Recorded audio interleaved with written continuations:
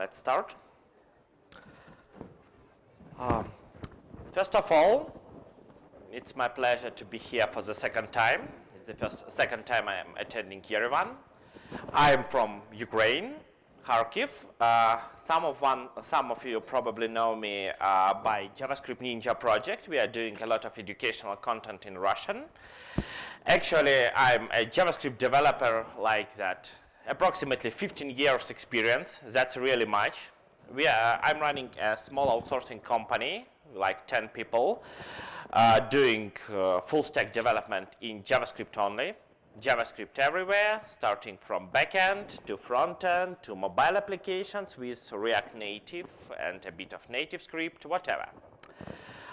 So today we will speak about reliability.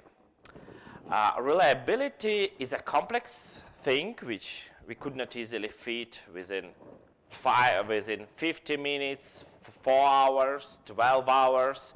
Getting reliability is hard, and understanding reliability is even harder. Today, we will not speak about one important thing you should always remember, but we will not speak about it. We will not speak about security. Because security is yet another thing. Security is a big problem in our real-world JavaScript ecosystem for now. The security problems are actually everywhere, and well, it's not up to us, as we are mostly consumers of our JavaScript ecosystem, to solve them. If we speak about importance of reliability, I have a very simple example. I think a lot of you actually using GitHub, and a few days ago GitHub experienced a big downtime. The reason for that downtime was 43 seconds of out of sync of 2 database clusters, which were located on different regions on the West Coast and East Coast region. And these 43 seconds resulted almost on 24 hours partial downtime. Of course, there were jokes all around the Twitter that because Microsoft acquired GitHub, and they're just actually killing it for some weird reason. But no, it's just 43 seconds where things went not as expected as they were. So, when we speak reliability, let's define that term, because the understanding of that term in our mental model is totally different. It varies from person to person. Reliability is usually defined as a quality of being trustworthy or performing consistently well. There are other definitions, but I want to focus on one word. It's a consistency. Consistency is the main thing which needs us to make happy. Well, why I'm so interested in reliability and why am I thinking about it a lot? Well, one of our customers of my software development company, it's still our customer, it's important, recently, in January this year, lost like $500,000 due to free symbols typa in JavaScript code. Of course, it was just a very bad coincidence of events. Why this was not revealed in time and resulted in that. And well, it seems like my company just got a $500,000 education on reliability and why it is important. The consistency, and this is another thing I will not talk much about, comes from testing. Ruben already mentioned that. We will not speak about testing a lot. Testing is important. Everyone knows that testing is great, but, well, I don't know how it's the background here, but for example, in Ukraine, in outsourcing companies, everyone knows how testing is important, but not so much people actually write tests. There are different reasons for that. One of them is because, well, you know, this, the duck syndrome. The duck syndrome is that when the baby duck is born, the first thing it will call mom. Whatever it will be, the mother duck, the dog, whatever. This is called imprinting in biology. But for developers, it works just the same. If the developer was not originally taught to do testing, I do not speak about test-driven development. It's fine to write tests after that. But if developer, when he was entering the software development, was not taught to do testing properly, it's very hard to do that mind shift later. Just like a small promo, I'm not kind of affiliated with any with this company. The one thing which helped me to make a great shift to the test-driven development, it's the llya. It's a thing which dynamically evaluates your test and show you that fancy little green points showing that, okay, this test is passing, this code is covered by test, and it has close to zero configuration, which is important for me because I'm lazy. Being lazy is important for being a good programmer. But like I said, it has a demo period. It costs some money, but well, if you are full-time software development, it's not that much. And well, frankly speaking, gamification is everything. I like when I'm writing code and seeing green dots appearing on the code. I would like to see it red. It's everything that testing does. It just makes it so smooth that, well, I'm happy with it. But today we will not speak about tests. Let's describe a common Node.js application. Just curious, who is writing in Node.js? Oh, okay. I was expecting that people a bit less people writing in Node.js. A few assumptions. I bet you're using something like Express.js or Core.js probably. Well, your application, of course, it does not exist in the vacuum. We have an ecosystem. We have a node modulus in background. Of course, we have some storage. Storage could be anything. Some people like MySQL, some like MongoDB. There are different GraphQL-related storages, which are pretty nice. There are Firebase by Google, whatever. We are not focused. If you're writing any complex application, you're probably talking to some third-party APIs, which could be, for example, SendGrid for sending emails to your customers, Twilio if you're doing some mobile phone communications like sending SMS, retrieving SMS, or whatever. And since we are speaking of Node.js application, you definitely have an API to which you talk to your customers, your consumers of your API. Okay, just to be a bit more precise on what scenario I will be reviewing today, let's assume it's an example from one of real projects in our company. Let's assume that we have a Google Firebase as the storage. Well, we can argue if it is a good peak for storage or not, but sometimes you just have to go with what is have. Basically, customer had a lot of mobile applications which were already using Firebase storage for storing data, so we had no sane options. We had some third-party APIs which were taking. It was a cryptocurrency-related project, so it was like third-party APIs with exchanges. And what do we have here? Whom could we trust? Could you trust a storage? No, you can't. If you never meet Firebase, you can treat it like a one big JavaScript object located somewhere and stored somewhere in some way. You can't trust the storage because it's not strictly typed. It's a common situation if you're using MongoDB, for example, and so on. So it's a common situation. Well, you know, in theoretical world, that situation should never happen. In practical work, they happen regularly.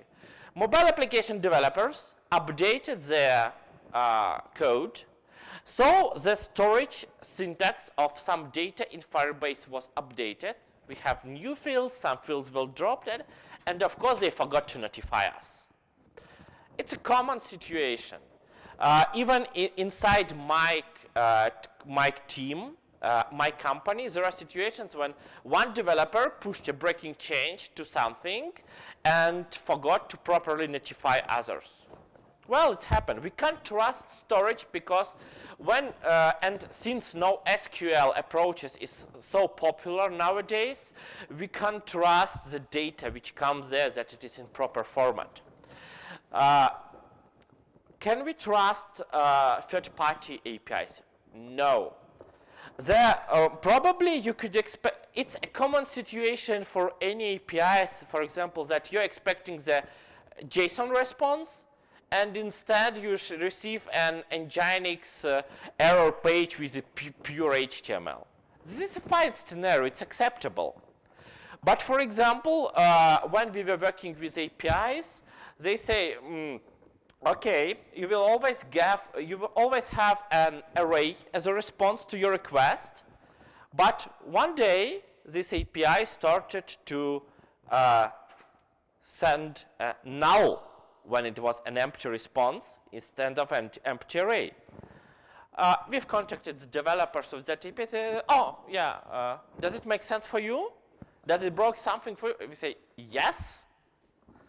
The reason for that, third-party APIs are out of our control, but once they broke, the consumers of your API will blame you.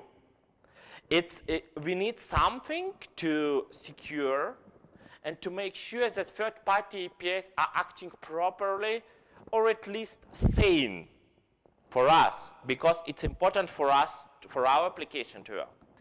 And like I told before, we can't trust Node modules. I think everybody who is for some years in JavaScript development knows about our LeftPath scandal when there was a revoked API. A few months ago, there was additional thing that there were some weird license changes for projects.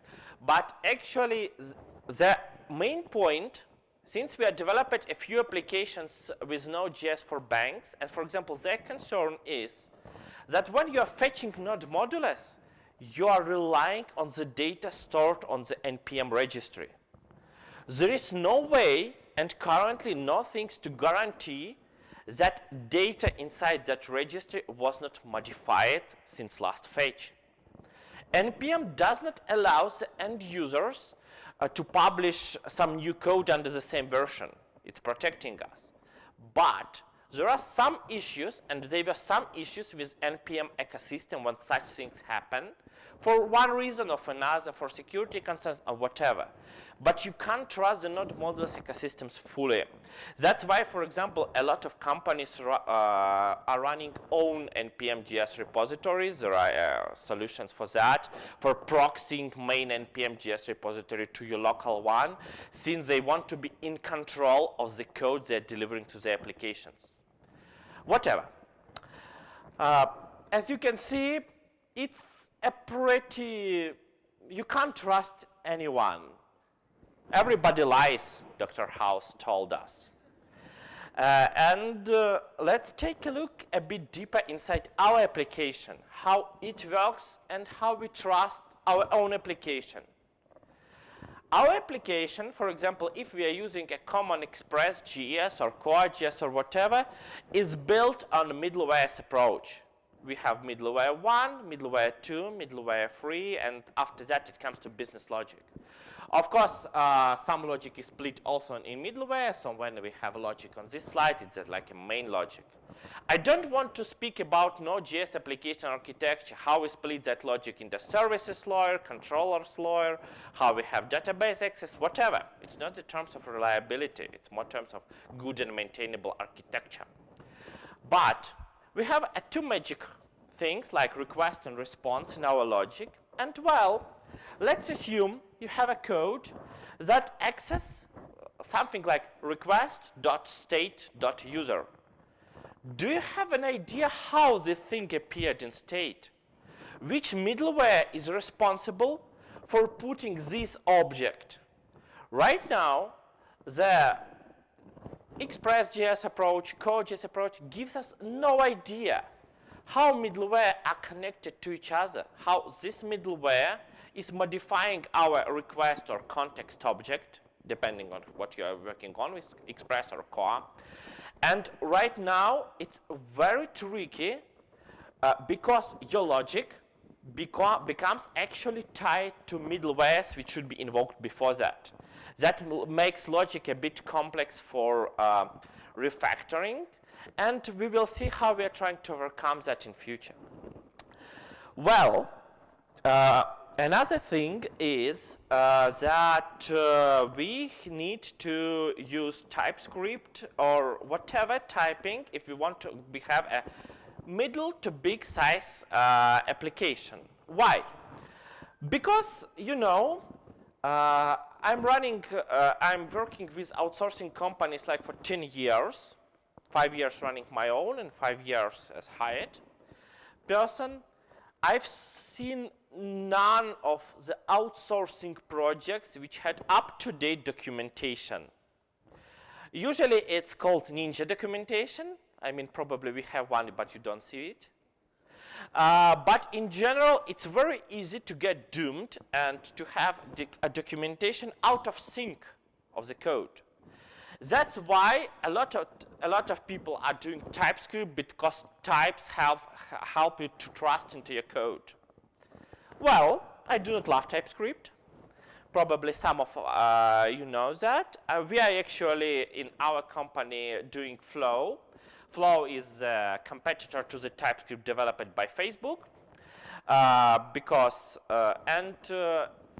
it's a very holy war point of what should you pick, TypeScript or Flow.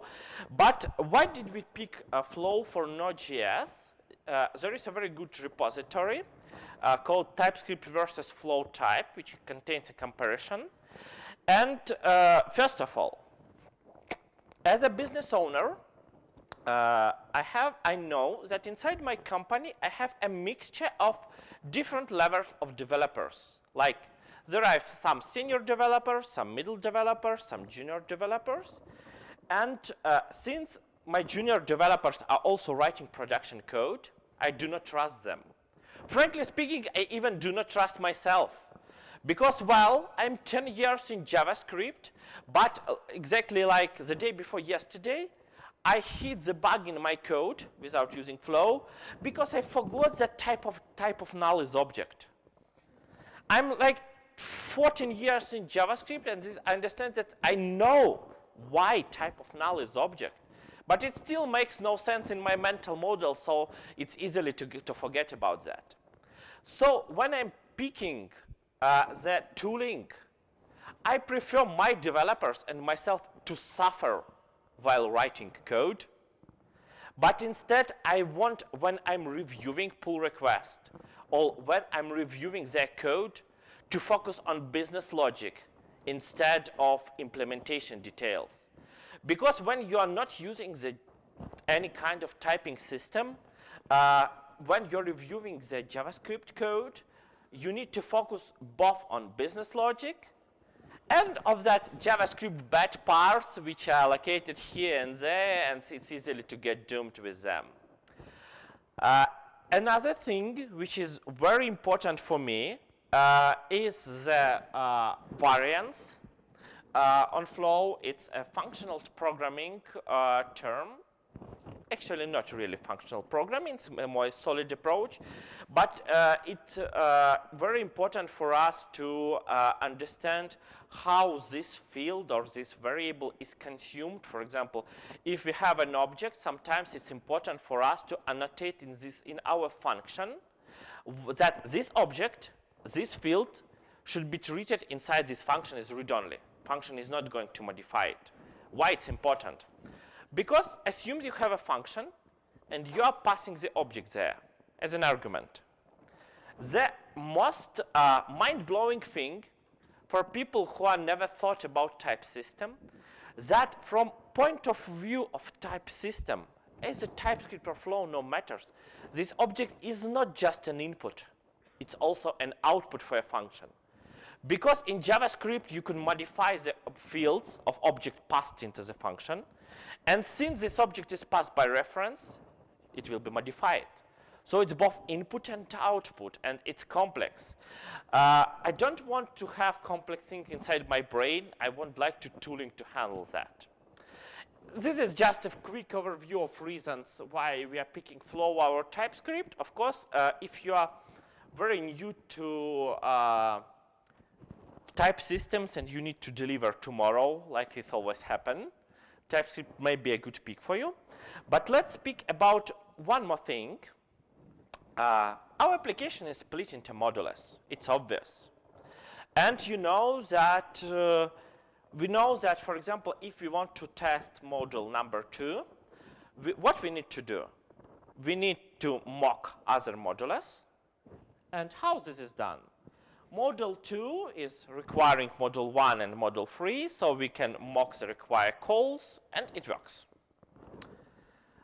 Another important thing of a good software developer, especially in JavaScript, is looking one step after. We are having a good, the JavaScript is quite fast-moving target. We have a new features introduced into language. And for example, for front-end development, we are not using require calls. We are using ECMAScript syntax import. And this thing is slowly coming into Node.js. Node.js already have an experimental syntax for modules in imported via import. And why it is important? The main difference between require and import is that imported modules with import keyword is static. I mean, and this is the main important thing, that when you will be using the import keyword, you will not be able to mock dependencies, because import keyword is evaluated and it's intentionally. There is no engine for mocking imported dependencies. Right now, you can do that in a very hacky way. You can transpile import keyword to the require with Babel. And after that, you can do the common require mocking. But the JavaScript ecosystem is moving towards the modulus approach because it is a standard. And common JS modules used in Node.js are non-standard. And we need to deal with that.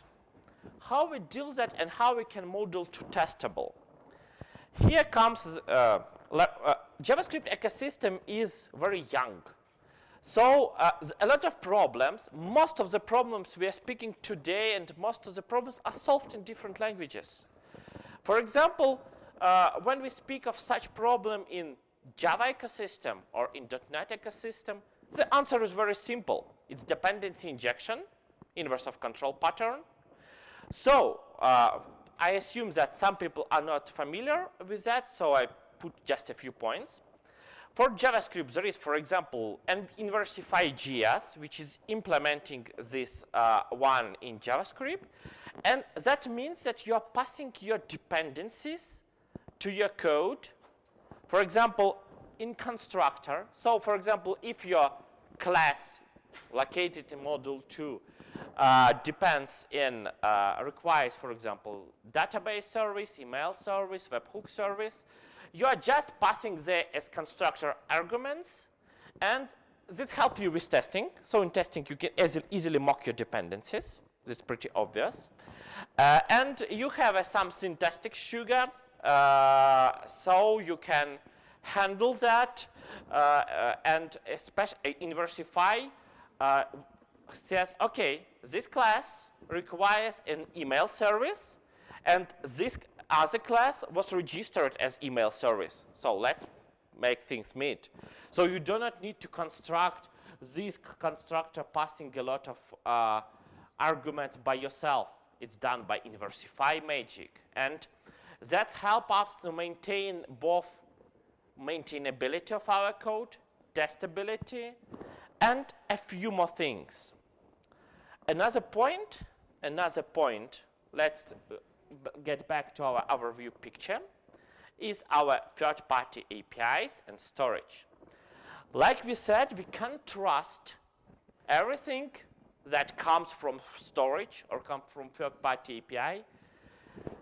So somehow we want to put some kind of boundary here which verifies that our data we need is expected format for us. And the same comes here, that third-party API responded in format which is expected by us. Well, like I said, in big languages, it's a well-known term called contracts. So when you are building, for example, a thing that interacts with something you are not fully control of, like storage, like third-party API, you specify a contract. Contract is a tool. It's just a tool which performs a runtime validation of your response. If you are using Typescript, you could use llya-ts. If you're using Flow, you can use typed contracts. And for example, for typed contracts, the syntax doesn't really matter. This is how the contract looks like. So I say that I expect that campaign object should have the ID, campaign name, dispatch to, and so on, so on, so on. And basically, I have an ability to verify that the response object matches this contract. If it does not match, I will have a runtime error. So my application will fail early, and I would know that this is not my fault. I need to find some people who is responsible for third-party API and punish them.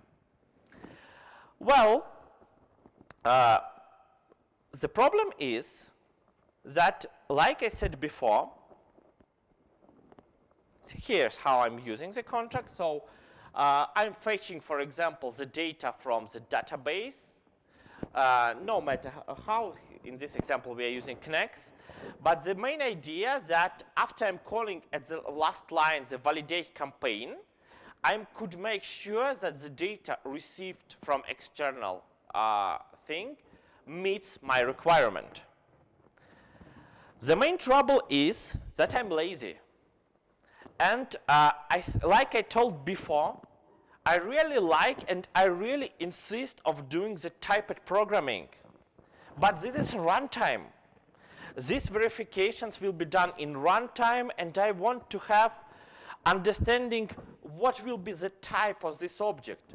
I've already described it in previous, why I should duplicate this declaration like in runtime with this syntax. And in compile time, I mean for Flow or Typescript, it will be just the same, saying that campaign is an object which has an ID in proj. When we need something which has two sources of trust, it's a trouble. It's easily to get doomed when you modify the runtime contract and forget to update compile time or vice versa. Here comes that I love Flow, why I love Flow so much. Here comes the real magic. Typescript can do that. In a Flow, I have an ability to use a very magical $call predicate. What it does, it tells, please assume that I'm calling function validate with first argument which has type C.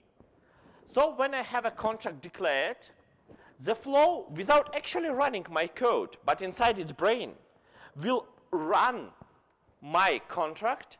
And since the contract is written in Flow-friendly and TypeScript-friendly code, it will able to figure out the type without redeclaration. So instead of doing copy-paste and modifying the syntax, I'm just running campaign type is please extract type from my contract. It's a really awesome idea because we have a runtime declaration, and of course runtime declaration could be stricter than common one. And from that, we magically extract the compile time declaration. So I have a nice autocomplete, a nice error handling before my code is run, and so on and so on. The contracts really helps us a lot. It helps us to control ourselves. And one important thing, contracts are doing these guards, preventing untyped data in our system. Because when you receive the data from third-party API, it actually has no type information. You need to verify it.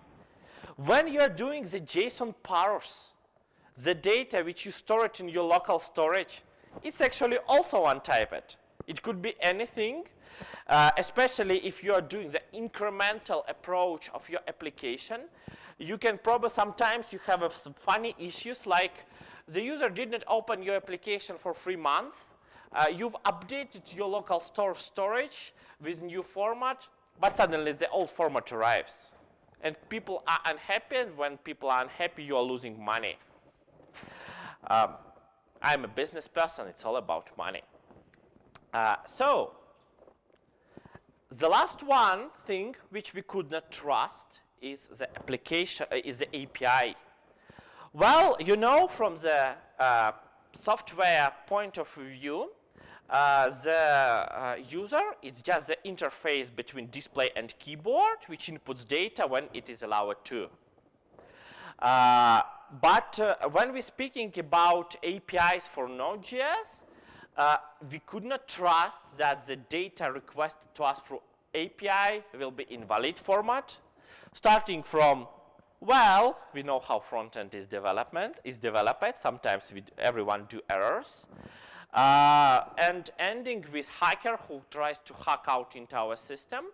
And we always need to do validation of input data. Well, you can do that with contracts, but it very quickly gets boring. And right now, from our point of view, we have a way more better solution. It's GraphQL. GraphQL is typed.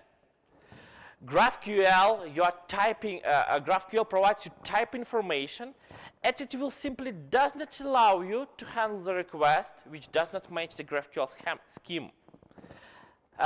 Today there will be a lot of talks about GraphQL. Right after my talk, there will be a talk by Natalia, which will elaborate a bit more on GraphQL and Vue. So I will not be putting I will be telling that much about GraphQL, but there is one thing which makes me extremely happy. Here is the package JSON of one of our projects. We are capable of generating flow types, Typescript types, whatever from GraphQL. So once again, when I'm using GraphQL on backend, on frontend, I have typing system automatically generated for me. And it makes me very happy. The one reason why I picked Flow long time ago, for example, like 2 years ago, the Flow was awful. It was slow. Its error messages were awful. You need like, the only thing to debug, the only tool to debug these error messages was concentrated iLook on that error message. It had terrible IDE support, but even that time, 2 years ago, it allowed me to write like 3 to 4 times less type annotations compared to TypeScript, due to its extremely powerful inference engine. And I'm still lazy, and I'm still happy about that. So when I have one source of trust, for example, like GraphQL scheme, and I do not have to write typing for that by myself, I'm extremely happy. If you want to try all of that, dependency injection, contracts, GraphQL, of course, there are a variety of choices. You can build this by yourself. Come on, it's JavaScript. You can do whatever you want. But probably for next pet project or even some serious project, you can give a shot to the Nest framework, which is pretty awesome and have everything that built from scratch and make it, and put in a very nice and composable way. We are not doing a lot of Nest development in my company, but that's just because, like any other company which exists on the market for a long time, we've built our own solutions, and because of the duck syndrome, we love them way too much to drop it for Nest. And as usual, there is one more thing. This one more thing is, could we build a 100% reliable thing with that? Or maybe 99.9%. Let's take a look. Let's take a look at this simple code. It is an example of Inversify.js, and I would, even if you're not familiar with Inversify, I would like to describe what is happening here. This type annotation is telling, please inject to this constructor argument the class or whatever is registered under the name weapon. So somewhere we are telling this class is providing the weapon, and please magically inject this one. Pretty obvious, yes? We are telling the inversify, which is handling, constructing for us, what we need, what we want to see in this argument. Okay. Here goes the typing. Obviously, we need to tell Typescript. This is a Typescript code, but it will look absolutely the same in Flow. That the katana is a weapon, so we have nice autocomplete, type checking, or whatever. This is a compile time. This is a runtime. Why this is a runtime? Because before you start running your application, you have absolutely no idea which class will register itself as a weapon. So we have no idea. And the main task, obviously, we want these two meet in the correct way. So we need to make sure that when we will inject the katana argument, it will be the weapon, obviously. Because, for example, let's assume everyone understands how, for example, these annotations are done. You're picking the previous one, doing Control-C, Control-V next line, and after that modifying. And it's easily to forget, for example, to modify one of these two. Will I have an error? No. Because we need one big thing called RTTI, which stands for Runtime Type Identification. And, for example, for my beloved Flow, we do not have one. Why?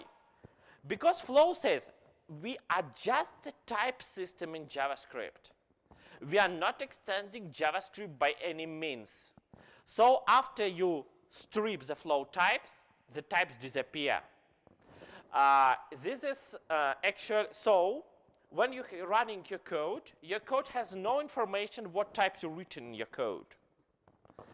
Actually, this, from my point of view, and from point of view of quite other person, we've had an issue with that because, well, you know, when V8 engine is running your code, it needs to gather information about typings to make your code faster. And it seems a bit insane for me. We have that information already in code, but we're striping it, and after that, gathering it in runtime once again. Well, this is still the place to improve for our JavaScript ecosystem. But what about TypeScript? TypeScript is a language. But it was an intentional decision for TypeScript developers. They do not have runtime type identification also.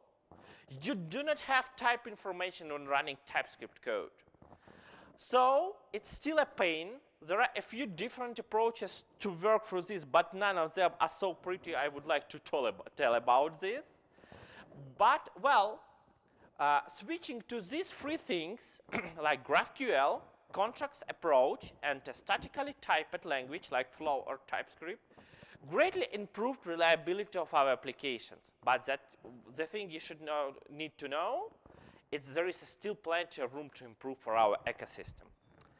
Well, that's all for now. So I'm open for questions, if you have one. Oh.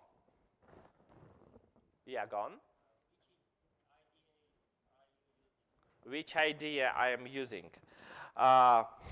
Well, I'm personally using Visual Studio Code, but my setup in my companies are pretty different. Some people are using WebStorm, and I have at least 1 or 2 persons which are using Vim.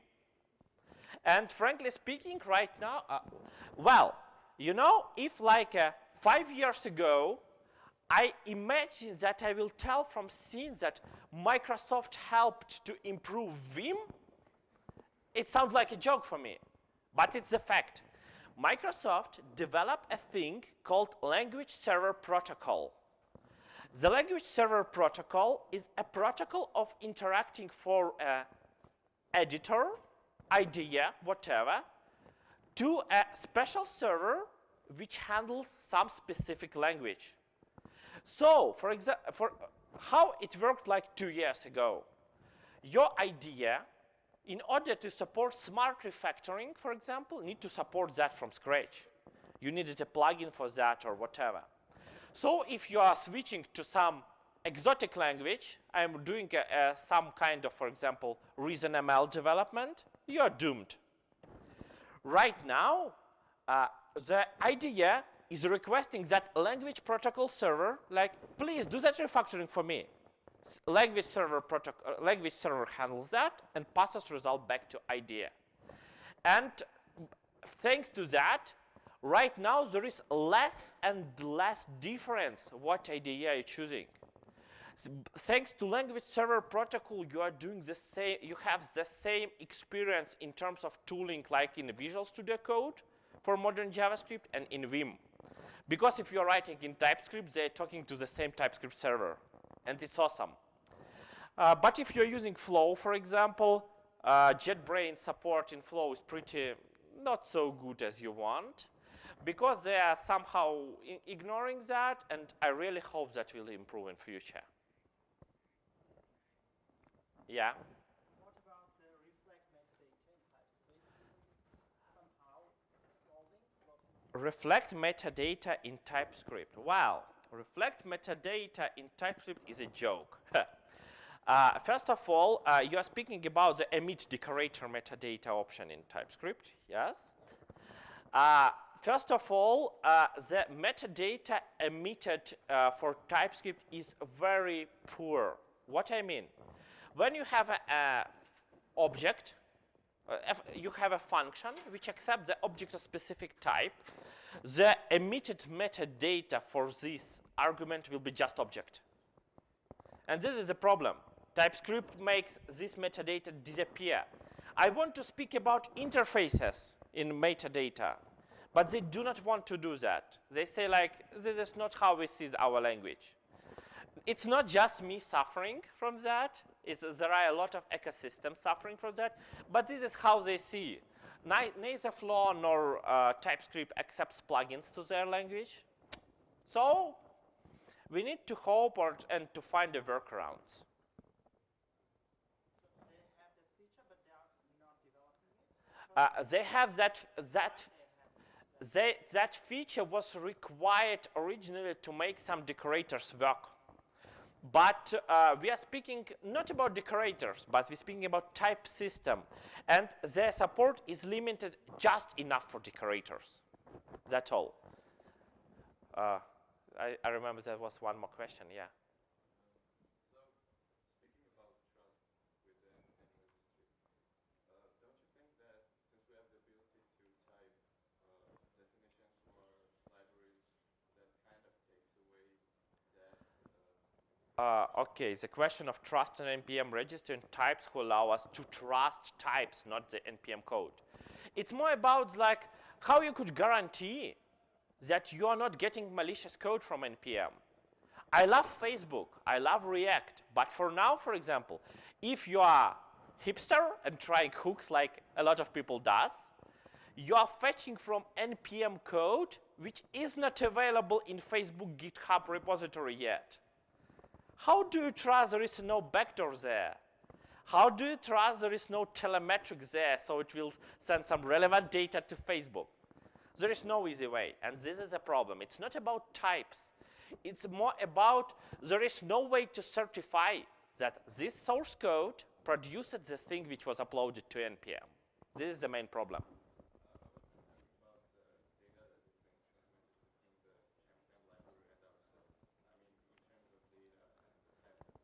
Yeah, in terms of data, you usually could trust it. Although, from my experience, sometimes types are doomed and wrong, but usually it works fine. It's more a security concern, not about data typing.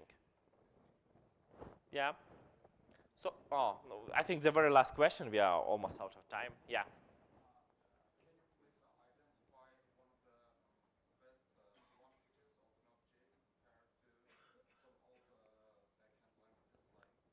Sure. How I can identify advantages?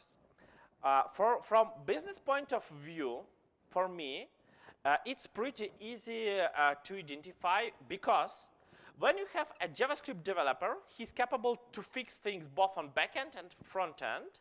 And being a full stack developer in single language is way more easier than being a full stack developer in 2 languages. It's pretty obvious. If you are doing a common like CRUD development or whatever, there is no big difference for that. And I'm not eager to say that. For example, Node.js is not the best expressive language for doing that. Picking a good match of, for example, PHP framework like Symfony or Laravel make work better for you because they're really good, reliable, and they are not asynchronous like JavaScript. The main advantage, if you need an ultra performance, probably you should go to Go. It's very performant. But if you need a quite high performance, not the ultra performance, and you have asynchronous parts like WebSockets, some time-consuming tasks, or communicating between clients, JavaScript and Node.js may be a good pick. This is the place where it's really strong. Since JavaScript is asynchronous, handling asynchronous things, long-living connections is a charm. Writing and developing WebSockets in PHP is a pain, based from my experience. Okay, so thank you for your attention.